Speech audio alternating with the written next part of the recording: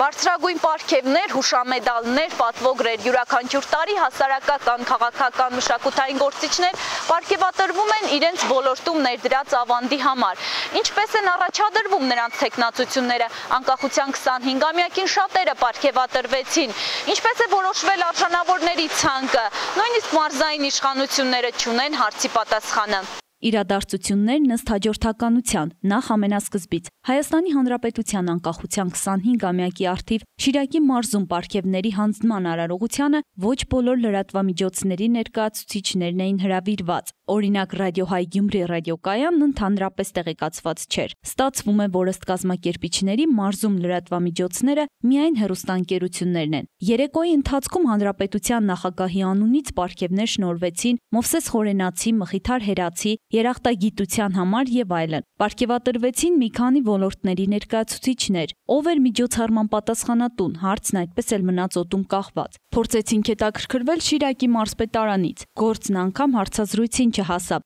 2 օր շարունակ մարզպետարանից նույն պատասխանը հնչեց։ Տեղյակ չեն, թե ով կամ ովքեր են կազմում պարգևատրվողների ցուցակն ու ներկայացնում նախագահական։ Հետո սկսեցին պնդել, որ միջոցառման կազմակերպչին էլ չգիտեն։ Հեռախոսազանգերից պարզ դարձավ պատասխանատուները խուսափողական էին։ Ստացվում է նման միջոցառումը ոչ տեր ունի, ոչ տիրական, կամ կազմակերպիչն իսկապես անլուրջ մոտեցում է ցուցաբերել նախագահի պարգևների հանձնմանը։ Արկապատկերից հստակ է մի բան, որ պարգևատրվողների անունները որոշողը կամ որոշողները մարզում գործունեություն ծավալող կառույցների կամ անհատների աշխատանքի մասին ոչ միայն լիարժեք, այլ նաև տեղին է ասել ընդհանրապես իրազեկված չեն։ Մոտեցումն էլ այլ բան չէ, քան ոչ արհեստավարժ։ Շիրակի մարզում արդեն 25 տարի գործում է Ցայգ մարզային հեռուստաընկերությունը։ Բացի այն, որ Ցայգն անկախ Հայաստանի տարիքին է, նաև բազմաթիվ դժվարություններ է հաղթահարել ճիշտ այնպես, ինչպես մեր երկիրը։ Անցել է 90-ականների մութ ու ցուրտ տարիներով,